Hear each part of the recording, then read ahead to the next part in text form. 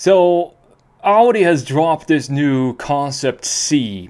It's supposed to be a sports car. It's a full EV.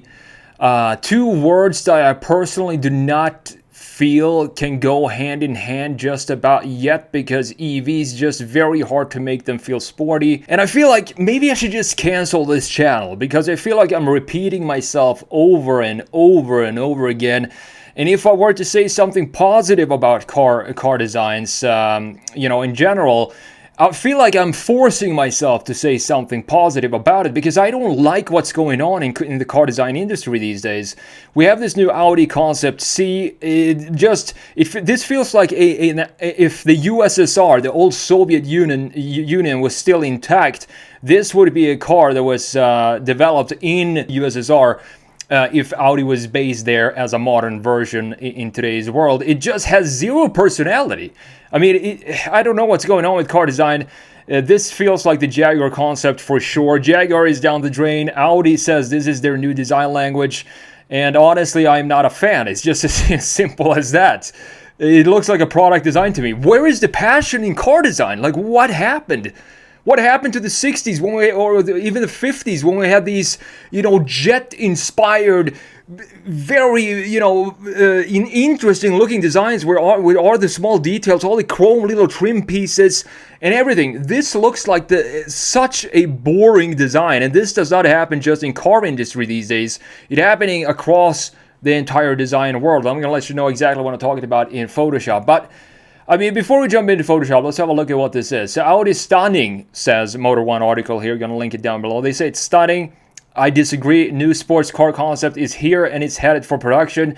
The Audi Concept C should be introduced in a couple of years in the production form, nearly identical shape. Okay.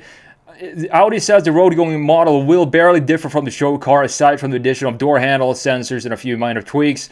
Previous a fresh design language that Audi plans to roll out across the entire lineup. So buy an Audi right now, hold on to it. Values are going to skyrocket in 10 years. The German luxury brand wants to embrace radical simplicity. I can't stand these words together in car design, by reducing everything to the essential. That is not what car design is about. It's the complete opposite. It's about radical expression, not radical minimalist. If you want radical minimalist, you should be an industrial designer or go into product design, not car design. This is happening, everywhere. It's so sad to see like car brands like this just making these mistakes. I think hopefully, eventually in the future, we're going to go back to this art, when you had art on wheels. The old 67 Fastback Mustang. I mean, that was the golden era of muscle cars, for example. Just a stunning, beautiful design with these fenders over the rear arch. I mean, it's a beautiful design. That's the thing. That's the car I'm thinking about every time I'm thinking of, a car for the people that was still a piece of art that looks like it could be a $25 million car.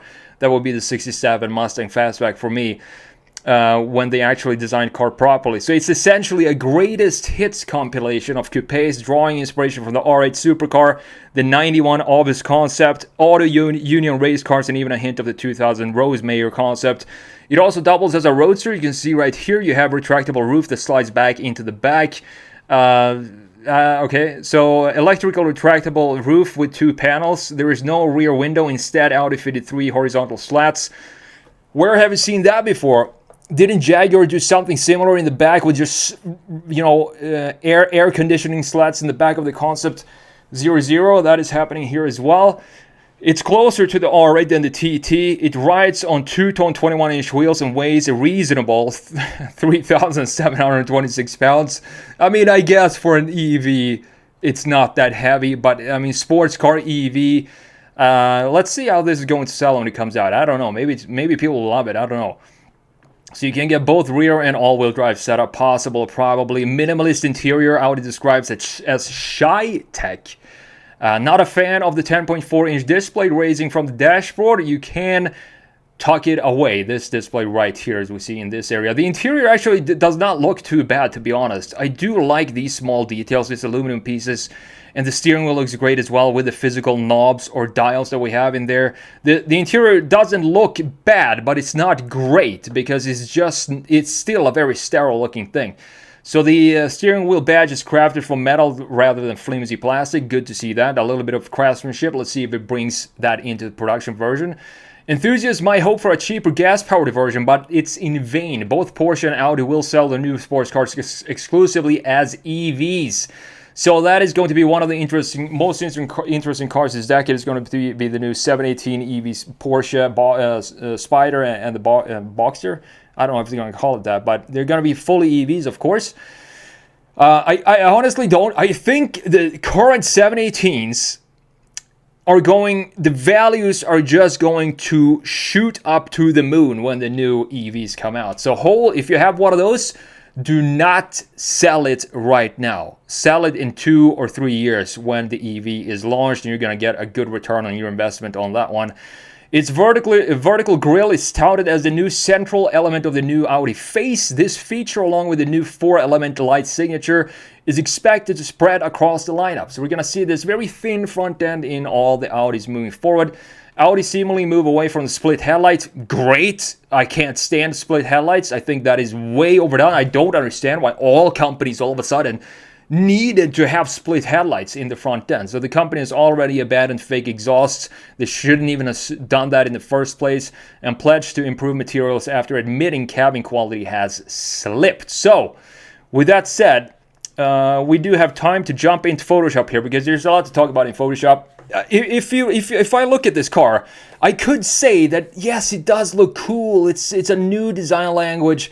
It looks, the proportions look decent and so on. But you know, I'm just fooling myself. I'm just trying to convince myself that this is a good car design, specifically car design, when it's just not. Because look at this, static lines everywhere in this design. Horizontal lines here, parallel lines there, parallel lines again here, parallel lines from the bottom of the grille up top to the grille, parallel lines in the lower section right here. I mean, extremely static. This might as well be a cell phone on wheels.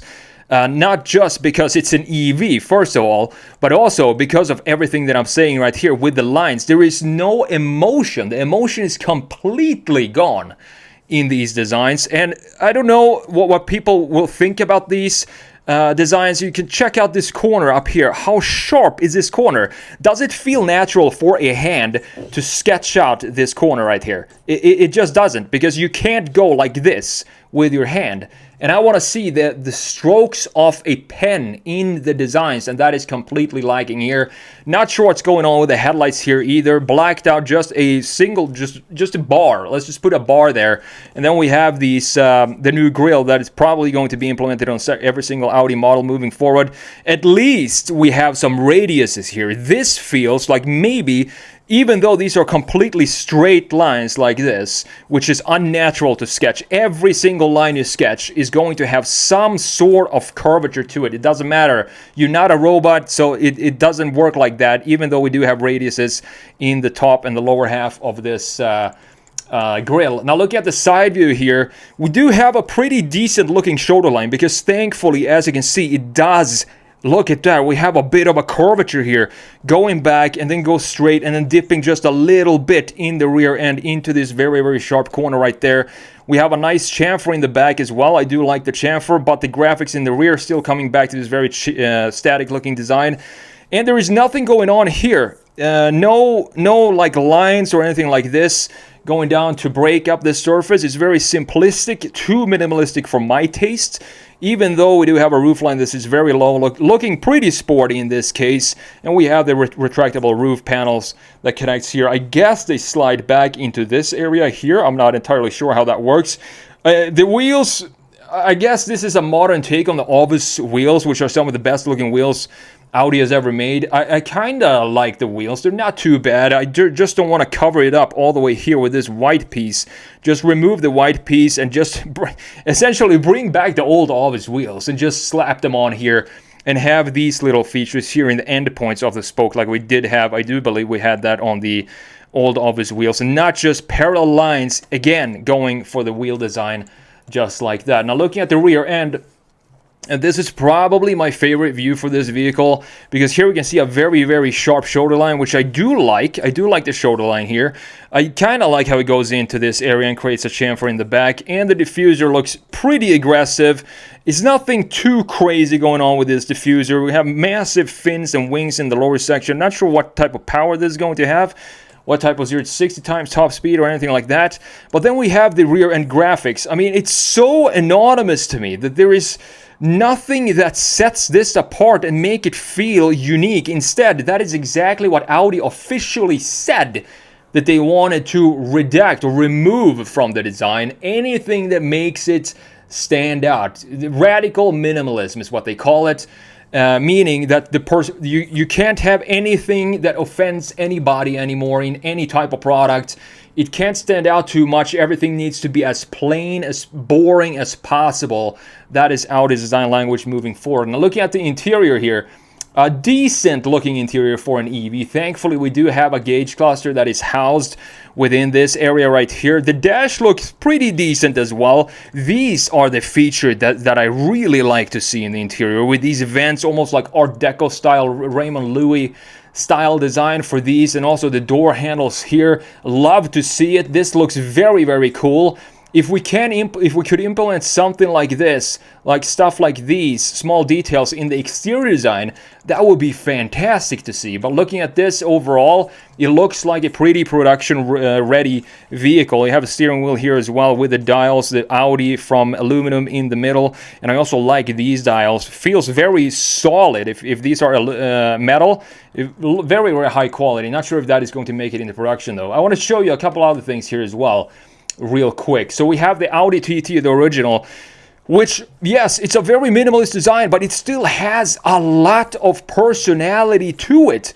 That is why this is such a iconic design. It's not horizontal lines and vertical lines everywhere on this vehicle. We do have some angles here. We do have radiuses in the corners, and we have these headlights going down and following the fender line from a side view in a very, very beautiful way. This is still a modern looking design today if we just slap on some modern graphics for the headlights, for example. Looking at the new one right here, the Concept C, I think they called it.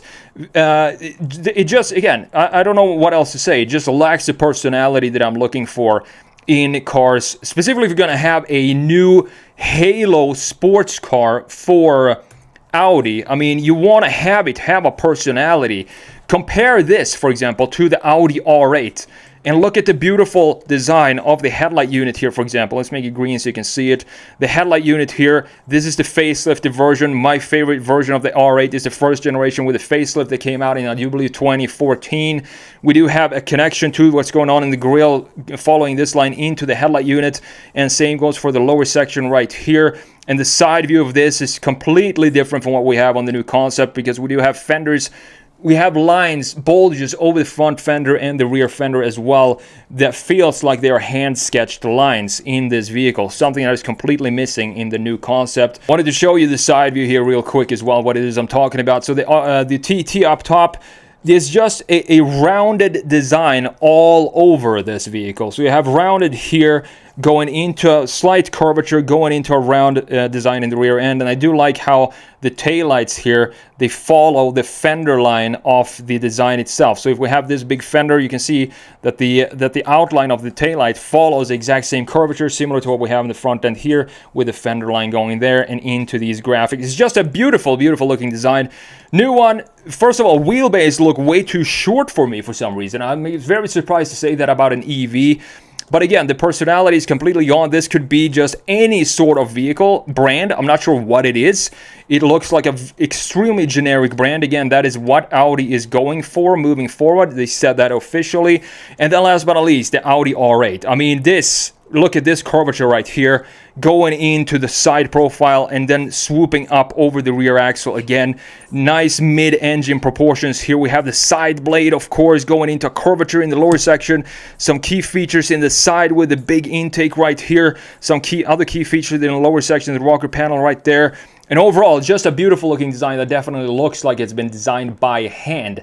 I wanted to show you this because this is not something that just happens in car design. So we have an old vintage, absolutely beautiful looking phone right here. Look at all the details, the craftsmanship that went into these type of pieces, and how this holder is beautifully in place here to hold the microphone right here, and the design of the microphone itself, all the small little details, the rotary dial right here, looking absolutely beautiful. And we went from these type of designs and this type of passion, craftsmanship in just a regular product like a phone to what we have today, just a black brick with zero type of personality to it. And then we have I talked about this in a video I made over a year ago called Car Design is Dead, just showing you different what happened to design in general. So here we have an old vintage metro station in New York, and on the right side we do have modern designs for a metro station,